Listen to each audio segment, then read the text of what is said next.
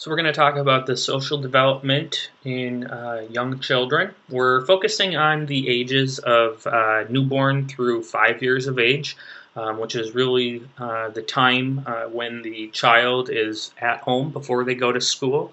There's certainly an important period of development during grade school, 6 years of age to 10, 11 years of age, and then definitely a very important social developmental process that occurs during adolescence.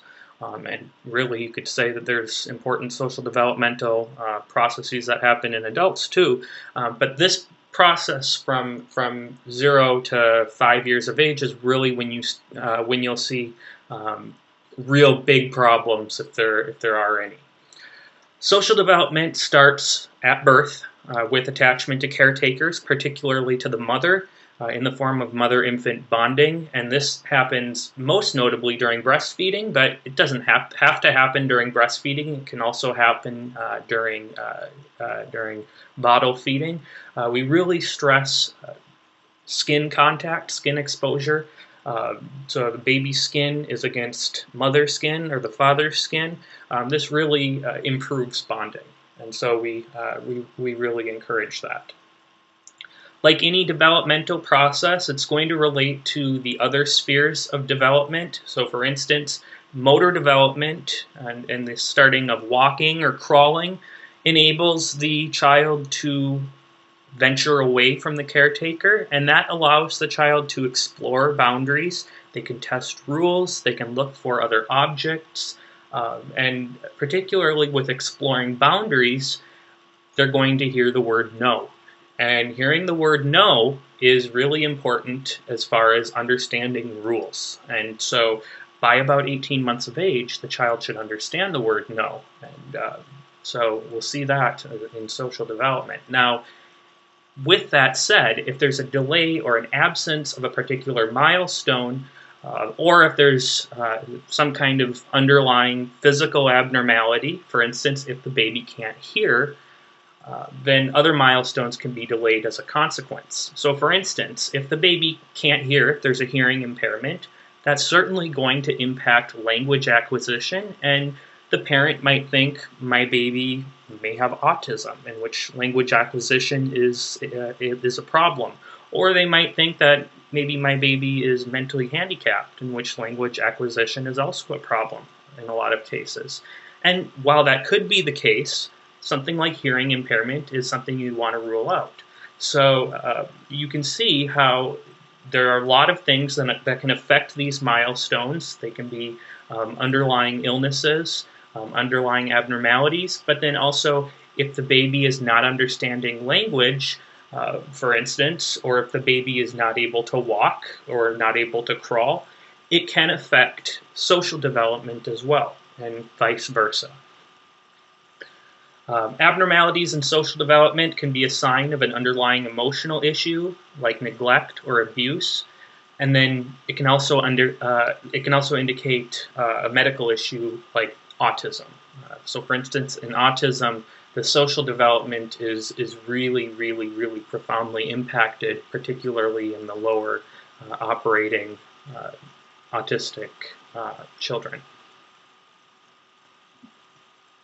So this is a book I came across at Barnes & Noble. If you've seen the other lectures, you probably know that I am not a fan of this concept of day-by-day process of baby development. There is a range of normal times when a baby can develop, and even though I'm going to put these all at 3 months, 6 months, 9 months, and so forth, it doesn't have to happen like that. There's a range. For instance, walking can happen anytime at 12 months to 15 months.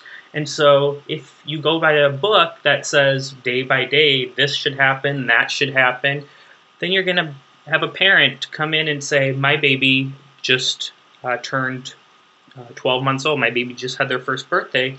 Why isn't my baby walking? And you can't expect that a baby's going to wake up on a certain day and suddenly be able to do something, even in normal babies. So everything has to be taken with a caveat and with an understanding that there's a normal range. These that I'm going to give you are just the average times when these things happen. So in a newborn, they have a preference for the human face, and that makes sense just out of an evolutionary perspective. They react to the human voice by 1 month of age. They should start to understand that. Now, of course, if they have a hearing deficit, then they're not going to react to a human voice because they can't hear. So that is something to keep in mind. Crying will peak around 6 weeks of age, and it can be up to 3 hours per day, but after 6 weeks of age, it should begin to go down. Now, crying is going to be something that is going to be part of a young child all the time, and that's normal, but the peak really should be at 6 weeks of age. They should reattain their birth weight by 2 weeks of age, and then they'll grow 30 grams per day until 4 months. And I should caveat that with all of these developmental milestones, if they are premature, you have to correct for that by the number of weeks that they're premature. At 2 months of age, the baby will develop their social smile, and this is really, really, really rewarding for the parent because they see a happy baby. The baby will also listen to the human voice and will make cooing sounds as well. Now, the cooing is not necessarily language development, but it is vocal development. At 4 months of age, the baby will have a sustained social smile, and this is also the age where, right around here, we expect the baby to start to laugh. And it's not necessarily funny things to us that makes the baby laugh, but you'll see the baby laugh. It might just be really, unusual things, but the baby will laugh, and that's normal at this age. The infant will also begin to show distinct facial expressions in various scenarios. So you might see the baby scowl, or you might see the baby look surprised, like this baby. This is a very distinct facial expression that you probably wouldn't see in a younger baby. You could also see anger. The baby can also show displeasure if social contact is broken, and this sounds really obvious, but what this is that the baby is recognizing that social contact is important and that social contact represents a bond. And so if that social contact is broken, they're going to be upset. And that's kind of like us, when we have to say goodbye to somebody, we are sad about that usually. Not all the time, but usually. The baby also will recognize the sight of food around this age, and this will make the baby excited. Now, if they have a visual impairment, that might not happen. Growth will slow at this point, slow down to about 20 grams per day from 30 grams per day. And that rate should continue, 20 grams per day should continue until 1 year of age. And by that point, the birth weight should have tripled. But at 4 months of age, the birth weight should have doubled. All right. At 6 months of age, the infant will typically prefer the mother or the primary caretaker. And it's also at this age that stranger anxiety begins to develop. So the baby really doesn't like, particularly you as the physician. So this is something that when the baby comes in at 6 months, not all the time, some babies have worse stranger anxiety than others, but the baby really might not be too keen on having the exam done, whereas obviously a newborn, 2 months of age, 4 months of age, it's really not so much a problem.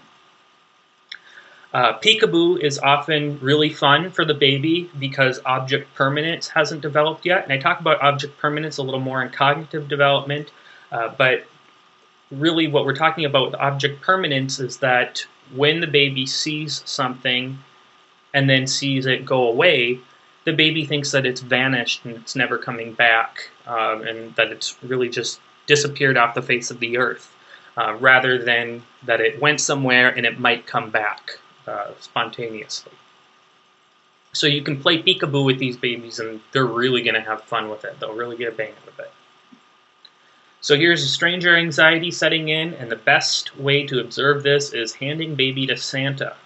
If you visited Santa when you were a baby, probably your pictures from before your first birthday or even after, you'll probably see yourself making a face that looks like this baby. This is tremendously common, and this is not a sign of of an angry baby or anything like that. This is a normal thing that happens at 6 months of age.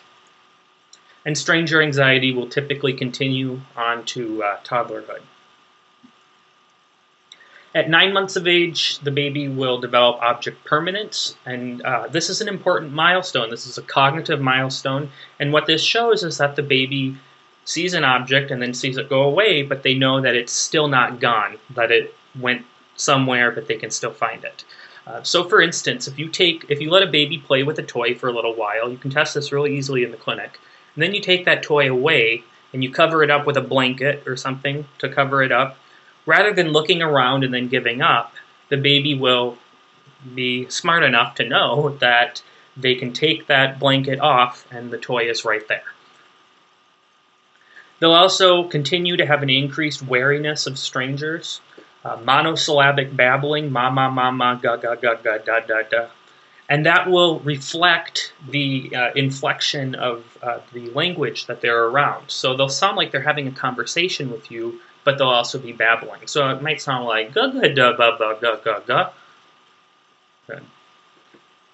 I don't know if I sound like a baby or not, but anyhow. So they should also recognize and respond to their name, given that they have adequate hearing. And they'll also understand bye-bye, or they should understand bye-bye to some extent, and they may even wave. And what this is showing you is that they understand social communication and gestures. So you can try waving bye-bye, saying bye-bye, and see if that elicits a response from the baby. By the baby's first birthday, they should understand a word other than mama or dada, and the best way that babies learn is with these picture books. And so we really recommend that parents use picture books with their children, because this is a really good way for babies to see an object and be repeatedly exposed to an object and have the parent read what the name of that object is, and then the baby will ultimately learn that. And so this is a good way for the parent to know if the baby is starting to understand language. The reason we want it other than mama or dada is because mama, mama, ma, da, da, da, da, da, that can be monosyllabic babbling. Even though they might see dada and say dada, and that's a word, what we really want to know is that the baby is associating a word with an object, with a noun. That really reflects that the baby's language is developing. At this point, the baby should also make postural adjustment to dressing, and this reflects their motor development. They may also be able to respond to commands like give me or take this. And this is also the notorious age when tantrums start to begin. And tantrums are completely normal. They peak even a little later than this. But if they last longer than 15 minutes, or if they occur more than 3 times a day, it can reflect underlying medical problems, emotional problems, or social problems. And these tantrums really start as the child is learning that they really can't control everything. Up until now, they've been crawling and starting to walk, and they've really gotten this idea that they really have power over their surroundings. And the tantrums start when they realize, I can't take that thing home from the store, or mom and dad really are leaving and I have to stay with this babysitter. And rather than internalizing that emotion, they externalize it and they show it. Now, we as adults, most of the time, we internalize our feelings, and we get angry or upset, or we feel sad or even depressed. But most of the time, we don't act out and have tantrums. So the child will learn to internalize their negative emotions, and those tantrums should start to go away with time. But remember, even we as adults sometimes have tantrums, putting our fist through the wall and so forth. But really, these tantrums start at about 1 year of age, and they peak usually around late toddlerhood. The birth weight at 1 year of age should have tripled. So here's tantrums beginning. 16 months of age, the baby should start to hug the parents. They show high preference for familiar people, for comfort. This is usually the age, but it may even happen earlier than that, where child is not going to want to get off of mom's lap for the physical exam. And really, you can do most of the physical exam while the child is on mom's lap, and that's really actually preferable, especially when you're listening to the baby's lungs or heart, because it's very difficult to hear lung sounds or heart sounds, especially if there's a murmur, if baby is screaming their lungs out. Their preference should be towards caretakers. If a parent or a caretaker brings a child to the clinic and the child is suddenly attached to you rather than the caretaker, that is really, really, really concerning, and that should raise the suspicion. It's not diagnostic by any means, but it should raise the suspicion of potential neglect or abuse. By a year and a half old, the child will be able to kiss with a pucker, and the child will also exhibit self-awareness, and that self-awareness is usually manifested by the fact that now the child will look in a mirror, and rather than thinking that's another baby in the mirror, they know that that's their self. The classic example of this is in all children. What they did was they put a little dot of paint or a little dot of jelly or whatever, could be food or whatever, and they put it on the child's nose. And in babies that don't yet have this self-awareness, they'll try to grab it off the baby in the mirror. Whereas with babies that do have self-awareness, they'll go for it on their own nose because they understand that that's their self. They should also indicate some of their desires by pointing. And pointing is a very common way for babies to indicate what they want. At 24 months of age, 2 years old, they should start to really expand their linguistic development, and really linguistic development skyrockets from here, assuming that they're normal. And their linguistic development allows them to relate experiences to the caretaker or to someone in very simple expressions. And this is really good because it allows the child to express their negative emotions and get it out that way rather than in tantrums. Their vocabulary will generally have expanded by this point to about 50 to 100 words, which is a far cry from maybe a handful at their first birthday. And then after their second birthday, it really, really dramatically increases. And that's going to vary based on particularly socioeconomic status, how much the child is exposed to adults and to speaking. It really varies. They should also, by this point, have developed the manual dexterity skills to properly use a spoon. They should be able to respond to two-step commands, and they should also engage in parallel play. Now, remember, the caveat, we're talking about normal children here. You have to have the clinical judgment to understand which children are not going to develop these based on whatever underlying medical condition they have. So here's parallel play happening at 2 years of age. So I like to think of two children together.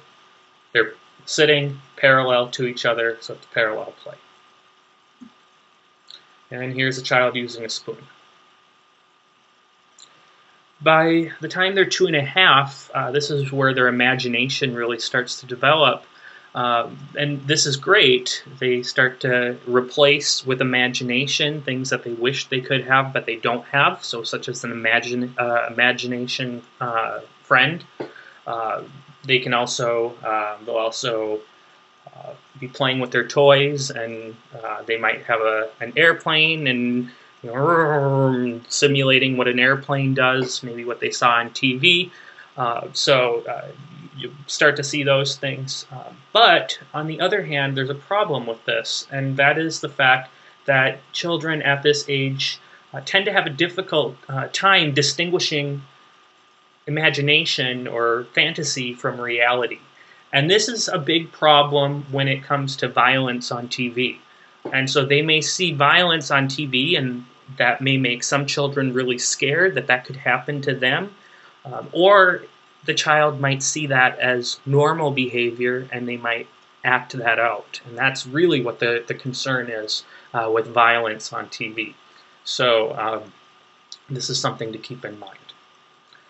Tantrums will start to peak at this age, and the reason it peaks is because their linguistic development is really maturing. And as that linguistic development matures, the child should start to be able to start to internalize some of their negative emotions and also start to begin to express their emotions by words rather than through actions. Whereas, as we saw in that 1-year-old, doesn't really have any words, can't really express anything, can't even really have an internal dialogue, and so really the only way to express negative feelings is to kick and scream and cry. The child also, at this point, should start to refer to themselves as I and me, and by this point, the birth weight should have quadrupled. 3-year-olds should be able to help getting dressed, so things like helping to put their pants on, trying to button their shirt. They should be able to wash their hands, presuming that they're tall enough to get up there. They should also know their age and their sex, and they should also be able to tell someone his or her name when asked. Now, of course, it's important to tell children not to talk to strangers, unless mom or dad says it's okay, because that can be a problem, especially in inner city areas. These children are still not really able to consider other people's point of view, and that's called egocentrism. So what that is it's not selfishness. It's just the fact that the child believes that the way they think is the way everybody thinks. They still have not grasped the idea that we all think differently. And fairness, they have started to develop an idea of fairness, but the way they see it is that everybody gets the same, and it's very, very concrete. So here's a child helping to get dressed. At 4 years of age, this is when children should start to be playing together. By this age. Now, you will often see children younger than this playing together, and that's fine. But by 4 years of age, the children should start to be playing together. They should also, by this age, start to have control of their bowel and bladder, particularly of their bowel. And potty training is likely to have been accomplished by this age, but there's a few exceptions. So bedwetting is normal in girls up to age 4, and it's also normal in boys up to age 5. If potty training is not successful, it's perfectly fine to switch the child back to training pants or to diapers, and then try again later. It's really the more you force it on a child, the harder it gets. So there'll come a point when the child will realize, well, all my other friends are toilet trained, so I should, because they're using the big boy toilet and I'm not. So really, if the child's not ready, the child's not ready. A lot of times it's going to be social pressures that are going to make a child want to get off of training pants or diapers. The child should also begin to show modesty about their sexual organs and nudity, and this is really the very, very, very, very beginning of self-consciousness. And we really see self-consciousness develop in the elementary school age years and even into middle school. 8, 9, 10, 11, 12 years old is when it really, really develops. But this is the very beginning of that self-consciousness where they know that I'm not supposed to show my pee-pee, or I'm not supposed to show my vagina in front of other people. But some kids, that doesn't always happen. I can give you a little story about this. When I was young, when I was in Boy Scouts, I had a Boy Scout meeting at my house, and so all my friends were there, and my sister, who is probably about 3 years old, just ran around the house naked, and it was so embarrassing at that point in time. I was probably only 8 or 9 years old. So here's together play, which should start to happen at or before 4 years of age. And this is the way I remember it. So parallel play, you have two parallel lines. Together play, you have lines that are intersecting. So 4 lines intersecting. You take it or leave it. And here's potty training. So potty training, of course, kid starts out on an appropriate sized toilet. Putting a child on a toilet this big is generally not going to work, but something like this certainly will. And then at 5 years of age, the child should dress and undress themselves. They're generally very inquisitive by this point, so they'll be asking why to everything. They might hear a word, they'll ask for the meaning of it. They should be able to communicate in complete sentences that are understood by strangers. The rule of thumb is their age over 4 is the amount that will be understandable to strangers. So 2-year-olds should be understood about half by strangers, half of what they say. 3-year-olds, by about 3/4 is what they should be understood by strangers. And then 4-year-olds should be pretty much completely understood by strangers. 5-year-olds should also be able to be understood by strangers. It's at this point where children start to develop the idea of a sense of rules, but they really only understand them in concrete terms. So the rules are the rules, and it doesn't matter if who made the rules or what the rules are. Those are the rules.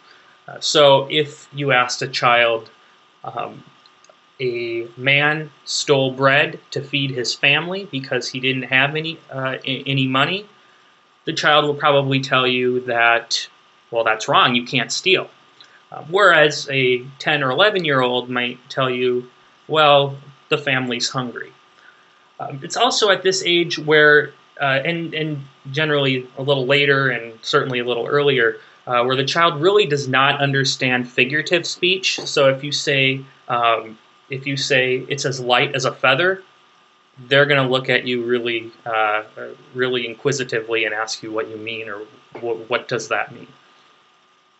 And then finally, if you've heard previous lectures, you should know that genital self-touching is totally normal. However, at 5 years of age, and remember, this is the age where they are going to start kindergarten in the U.S., go to public school, they should know when it's not appropriate. And when it's not appropriate is when they're in front of other people, certainly when they're in public. So excessive sexualized behavior, if that's something that you're told of, or definitely if they're ever acting out any sexual acts, and it might not even be them acting out the sexual acts, but they might take dolls and have them act out sexual acts, that's a really, really, really troubling sign, and that can indicate that either they've been exposed to something like pornography, or that they've actually been abused themselves. And so you should be aware of that. And sometimes the boards will bring that up. So here's a child dressing and undressing himself. Here he is putting on a tie. I didn't learn how to put a tie on until I was about 16 years old. So putting a tie on is not something that you would expect out of a 5-year-old, but he should know how to put a shirt and his pants on. All right, so a summary of important milestones. So 2 months of age is a social smile, 4 months of age is sustained social smile and laughing, 6 months of age is where stranger anxiety starts, 1 year of age is where the tantrums start to begin, and they're, remember, really bad because the child really has no language, no way to explain how they feel, no way to internalize dialogue and try to self-talk. At 1.5 years of age, that's when they should start to recognize themselves in the mirror, start to have that self-conscious. 2 years of age is where they start to play in parallel. 2.5 years of age is where their imagination really starts to develop. They also should use pronouns, and their tantrums usually peak around this age, and they start to go down as their language develops. 3 years of age, they know their age and sex, and they should start to have some understanding of fairness. At 4 years of age is when they start to, they should be playing together to some extent. Usually potty training has happened by this point. and then they should have some idea of sexual modesty. 5 years of age, they tend to be inquisitive. They should communicate in something that resembles full sentences and have a sense of rules.